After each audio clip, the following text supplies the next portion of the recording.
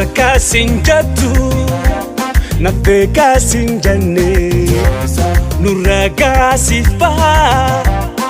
ati fitalistulle Sinibona numa walitulle ciisa walidaba takka gargaarsani hifanne saabasiif gaachana Sinibona Teresa, Teresa, ya Haleyesa Teresa, Teresa, ya Haleyesa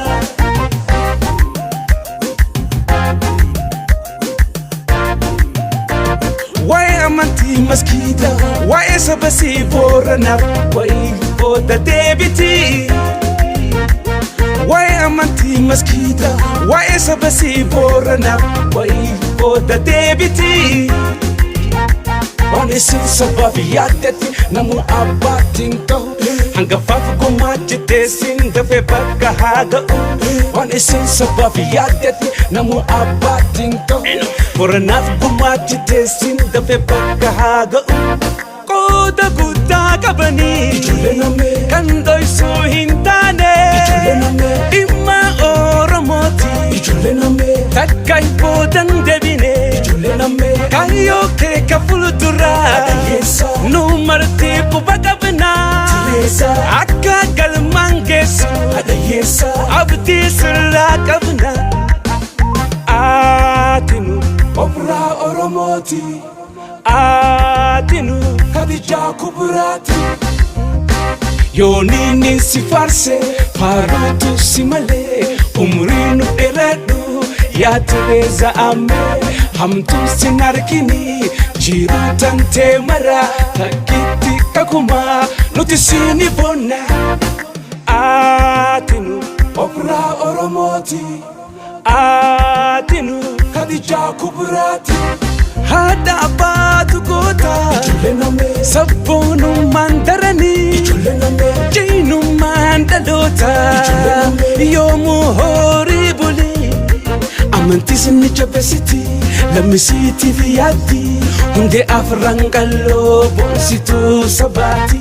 amantis ni jabeessiti lammisiitiif yaaddi hundee afran qalloo boonsituu sabaati waa'ee amantii maskiita waa'ee sabasii boorana waa'ee booda deebiti Teresa, Teresa, ya Haleyesa Teresa, Teresa, ya Haleyesa Wanisin sababi yaadatti namu abbaatiin ta'u hanga faafa gumaachite sin dafee bakka haa ga'u Wanisin sababi yaadatti namu abbaatiin ta'u boranaaf gumaachite sin dafee bakka haa ga'u Qooda guddaa qabanii Ijoollee namee kan dhoksuu hin taane Ijoollee namee dhimma Oromooti Ijoollee namee takka hin boodan deebine Ijoollee namee kayyoo kee ka fuulduraa Adayyeessa nu marti quba qabnaa Teresa akka galmaan geessu Adayyeessa abdii sirraa qabna Atinu Obraa Oromooti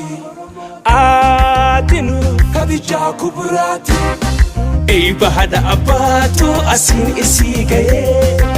isiinis boonsitee maatii isiitillee Eeba haadha abbaatu asiin isii ga'ee